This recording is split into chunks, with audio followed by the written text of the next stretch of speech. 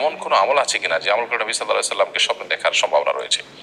নবী করিম সাল্লাল্লাহু আলাইহি সাল্লামকে আপনি স্বপ্নে দেখুন আর না দেখুন, নবী করিম সাল্লাল্লাহু আলাইহি ওয়াসাল্লামের সুন্নাহ যদি মেনে চলেন, তার আদেশ নিষেধগুলো যদি আপনি মেনে চলেন, তাহলে সেক্ষেত্রে আপনি তার সাথে জান্নাত থাকার সুযোগও তৈরি হতে পারে। যদিও নবী রাসূলুল্লাহ সাল্লাল্লাহু আলাইহি ওয়াসাল্লামের সাথে জান্নাতে থাকবার জন্য আলাদা কিছু আমল নবী সাল্লাল্লাহু আলাইহি ওয়াসাল্লাম রেকমেন্ড করেছেন, সেগুলো আমাদের করা উচিত। ইতিমিল্লাহ লাল পালকারী নবী সাল্লাল্লাহু আলাইহি ওয়াসাল্লামের কাছে থাকেন, আর অনেকে আছেন, তো সেগুলো আমাদের করা উচিত। নবী আলাইহিস সালামকে স্বপ্নে দেখা গেল কি গেল না, এর উপরে মানুষের জান্নাত জাহান্নাম আসলে নির্ভর করে না। অতএব ইম্পর্টেন্ট যে বিষয়টা সেটাতে আমাদের ফোকাস করা উচিত এবং সেদিকে মনোযোগী হওয়া উচিত এবং সেই জন্য সচেষ্ট হওয়া উচিত। এর পাশাপাশি নবী আলাইহিস সালামকে স্বপ্নে দেখার তামান্না আকাঙ্ক্ষা লালন করাটা দোষের না। তো আপনি বেশি বেশি সুন্নাহকে মেনে চলবেন, দুরূদ বেশি বেশি করে পড়বেন, ইনশাআল্লাহ বিদিল্লাহ নবী আলাইহিস সালাম এর সাথে আপনার স্বপ্নে সাক্ষাৎ হয়ে যেতেও পারে। নবী করিম সাল্লাল্লাহু আলাইহি সাল্লামকে যদি কেউ স্বপ্নে দেখে, তিনি আসলে নবী সাল্লাল্লাহু আলাইহি সাল্লামকে দেখেছেন কিনা, এটা নিয়ে উলামায়ে কেরামের মধ্যে দুটি ব্যাখ্যা আছে। অনেক উলামায়ে কেরাম বলেছেন, আমরা যারা নবী সাল্লাল্লাহু আলাইহি সাল্লামকে দেখি না তিনি কেমন, তারা এখন কোন নবী সাল্লাল্লাহু আলাইহি সাল্লামকে স্বপ্নে দেখেছি যদি এমনটি মনে হয় স্বপ্নের মধ্যে, তাহলে এই স্বপ্নটা সত্য হতে পারে, মিথ্যা হতে পারে। এটা একদল উলামায়ে কেরাম বলেন।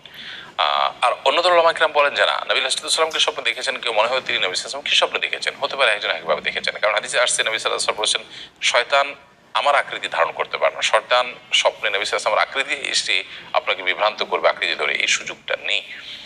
তো এই হাদিসের ব্যাখ্যা অবশ্য প্রথম মতের উলামায়ে কেরাম বলেন যে এটি নবী সাল্লাল্লাহু আলাইহি সাল্লামের জীবদ্দশায় যারা তাকে স্বপ্নে দেখেছেন, কারণ এই হাদিসের আগের অংশ দেখলে আমরা দেখি যে স্বপ্নে দেখার বিবরণ শোনার পর নবী সাল্লাল্লাহু আলাইহি সাল্লাম বলেছেন তার সময় কেউ স্বপ্নে দেখেছেন, তো তিনি নবী সাল্লাল্লাহু আলাইহি সাল্লামের চেহারা জানেন, আবার স্বপ্নেও দেখেছেন, তার জন্য প্রযোজ্য যে নবী সাল্লাল্লাহু আলাইহি সাল্লামের অবিকল চেহারাটা শয়তান নকল করতে পারে না।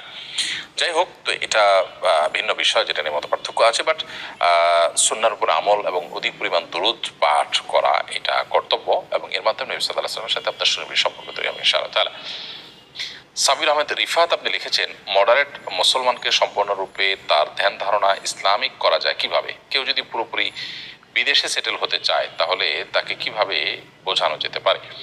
দেখুন, ইসলামে মডারেশনের কোনো সুযোগ নেই। মানুষের কাজে ভুল হয়, সেজন্য সেটাকে এডিট করতে হয়, সম্পাদনা করতে হয়, মডারেশন করতে হয়। আল্লাহ সুবহানাহু ওয়া তাআলা দেওয়া দিন, যেহেতু আল্লাহ রাব্বুল আলামিন কাইয়ুম, তিনি চিরঞ্জীব, তিনি হাই, এবং তার কোনো কিছুতে ভুল হওয়ার কোনো শঙ্কা সম্ভাবনা বিন্দুমাত্র নেই। অতএব আল্লাহ তাআলার কোনো কাজ, কোরআন হাদিসের কোনো বিষয়, ইসলামের কোনো বিষয়কে মডারেশন করার সুযোগও নেই, প্রয়োজনও নেই। বিধায় এটাকে যদি কেউ করা যায় মনে করেন, তাহলে তার ধারণার মধ্যে ত্রুটি আছে। আর কেউ যদি বিদেশে সম্পূর্ণ সেটেল হতে চায়, সেটা যদি অমুসলিমদের জনপদ হয়, মুশরিকদের জনপদ হয়, তাহলে সেক্ষেত্রে নবী সাল্লাল্লাহু আলাইহি ওয়াসাল্লাম তাদেরকে সম্পর্কে বলেছেন যে আমি তাদের দায়িত্ব নেব না, আনাবারিহি মিনহু, তাদের থেকে আমি মুক্ত, তিনি বলেছেন। এবং সেখানে হারাম এবং বিশেষ করে কুফরের সয়লাভ থাকার কারণে এবং বিষয়গুলো স্বাভাবিক থাকার কারণে ঈমান ধরে রাখা কঠিন হয়ে যায়। অতএব কেউ পরিপূর্ণ ঈমানদার না হয়ে, দাওয়াতের মেজাজের মানুষ না হয়ে সেখানে গেলে তিনি নিজে ঠিক থাকতে পারলেও তার জেনারেশন নষ্ট হওয়ার সময় আশঙ্কা আছে। এই কথাগুলো তাকে বোঝানো দরকার এবং আল্লাহর কাছে তিনি দায়ী থাকবেন যদি জেনারেশন বিভ্রান্ত হয়ে যায়। আব্দুর রাজ্জাক লিখেছেন, সন্তানের সুস্থতার জন্য পিতামাতার কি আমল করা উচিত? সাধারণত অন্য 10 জন অসুস্থ হলে যেরকম হয় সন্তানের জন্য, একইভাবে আল্লাহ তাআলার কাছে কামনা পক্ষে চোখের পানি ফেলে দোয়া করবেন। দোয়া করলে সমবেত দোয়া করবেন, নামাজের পর, ভোর রাতে, জুমাতে, আসরের পরে, বিভিন্ন সময়, সাধারণ অবস্থাতেও দোয়া করবেন সব সময়। এবং সেই সাথে কিছু দান সাদাকা করতে পারেন। মা বাবার দোয়া যেমন কবুল হয়, সাদাকা এটা মানুষের বিপদ আপদ দূর করে, অতএব সেটি করা উচিত।